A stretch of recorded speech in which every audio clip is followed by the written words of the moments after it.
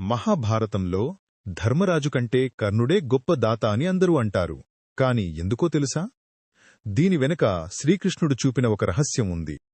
ఒకరోజు కృష్ణుడు 2 బంగారు కొండలను సృష్టించి ధర్మరాజుతో, ఈ కొండను ఈ సాయంత్రంలోగా ప్రజలకు పంచేయి అన్నాడు.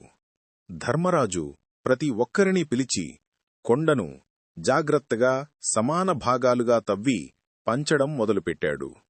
కాని సాయంత్రానికి కొండ పూర్తి కాలేదు. అదే పనిని కర్ణుడికి చెబితే కర్ణుడు దారిలో వెళ్తున్న 2 పేదవాళ్లను పిలిచి, ఈ బంగారు కొండ మీదే తీసుకోండి అని చెప్పి అక్కడ నుండి వెళ్ళిపోయాడు.